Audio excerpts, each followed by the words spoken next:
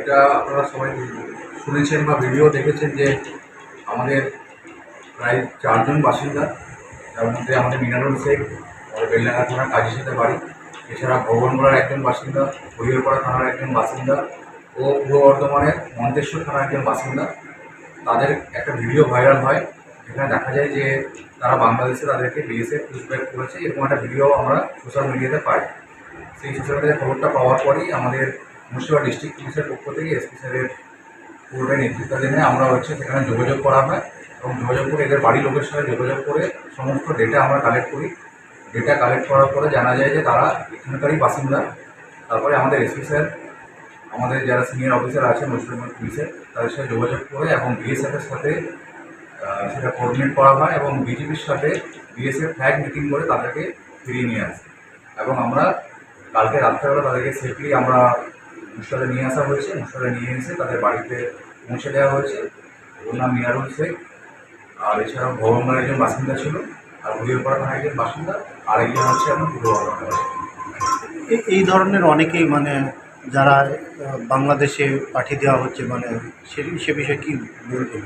যেগুলো আমাদের কাছে স্পেসিফিক খবর আছে, আমরা সেই খবরগুলোকে আমাদের হাইয়েস্ট লেভেলে সেগুলোকে টেক আপ করা হয় এবং টেক আপ করে কনসার্ন যে এজেন্সি আছে বিএসএফের সাথে আমরা ব্যাপারটা করি, তাদের সাথে সমস্ত ডেটা শেয়ার করা হয় এবং ডেটা শেয়ার করে যে তার কাউন্টার পার্ট যেটা বাংলাদেশে আছে বিজেপি, তাদের সাথে তারা ফ্ল্যাগ মিটিং করে এবং সেই ইস্যুগুলোকে ওখানে রেজ করা হয় এবং তারপর বিজেপির সাথে কথাবার্তা বলে তাদেরকে আবার সেফটি তাদেরকে ফিরিয়ে নিয়ে আসা হয়। এছাড়াও আমাদের ডিস্ট্রিক্টের তরফ থেকে যেখানে যা সমস্যা হয়, আমাদের এখানকার পরিযায়ী শ্রমিকরা যেখানেই যায়, আমরা যদি কোথাও খবর পাই যে এরকম কোনো ঘটনা ঘটছে, আমরা সঙ্গে সঙ্গে সেই কনসার্ন স্টেটের থানা লেভেলে হোক বা ডিস্ট্রিক্টের এসপি লেভেলে সেটা কথাবার্তা বলে সেই ম্যাটারগুলোকে লুক আপ করা হয় এবং তাদেরকে সেফলি আবার ফিরিয়ে নিয়ে আসা হয়। আচ্ছা, বাঙালি এরকম দেখুন স্পেসিফিক এরকম কোনো সেরকম খবর থাকে না। এবার যে খবরগুলো আমরা পাই বাড়ির লোকের মাধ্যমে, সেগুলোকে আমরা সঙ্গে সঙ্গে লুক আপ করা হয় এবং কনসার্ন যে স্টেট আছে বা কনসার্ন যে এজেন্সি আছে তার সাথে যোগাযোগ করা হয়। স্যার, ভারতীয় বাঙালিদের কাছে ডকুমেন্টস থাকার সত্ত্বেও তাদেরকে হেনস্থা করা হচ্ছে, কিন্তু শুনে কী বলবেন? এটা দেখুন, এটা আমার এখতিয়ারের মধ্যে পড়ছে না। এটা পুরোপুরি একটা অন্য স্টেটে হয়েছিল।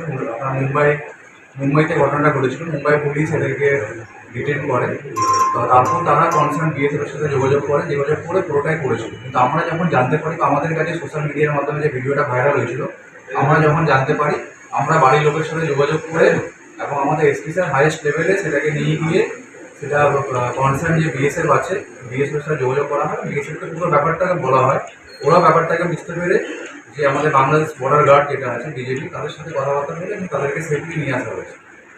আমরা যেখানে খবর পাই আমরা কিন্তু সেখানে সেই জিনিসটাকে আমরা চেষ্টা করি যাতে জিনিসটাকে লুক আপ করে তাকে সেফলি বাড়ি নিয়ে আসি। স্যার, আপনাদের প্রশাসনের পক্ষ থেকে ভারতীয় হিসাবে বাঙালিদেরকে কোন ডকুমেন্টস ওনারা গ্র্যান্ট করবেন, এই প্রসঙ্গে যদি একটু বিস্তারিত বলুন।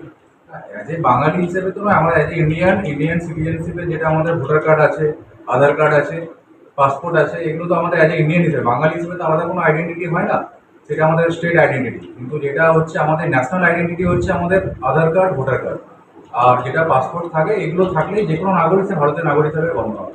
স্বাভাবিক কারণে প্রশ্ন এসেই যায়, এই ডকুমেন্টস যখন মানবে না, তাহলে তো বিভ্রান্ত করবে আমাদের পরিযায়ী শ্রমিক এবং প্রবাসীরা। এটা দেখুন, আমি ওভারঅল বলতে পারবো না। যেখানে যেখানে আমাদের নজরে এসছে যে ঘটনাগুলো ঘটেছে, সেগুলোকে আমরা দেয়ার আপনারাও দেখবেন আপনাদের প্রেসের মাধ্যমে। এর আগেও আমরা অনেকগুলো ঘটনা উড়িষ্যার ক্ষেত্রে বা বিভিন্ন স্টেটে, সেগুলোকে আমরা কিন্তু আসামের ক্ষেত্রেও হয়েছিল, আমাদের আইসি বেলডাঙ্গা আছে, আমাদের লেভেলে আমরা চেষ্টা করেছিলাম তাদেরকে সেফলি বাড়ি নিয়ে আসা হয়েছে।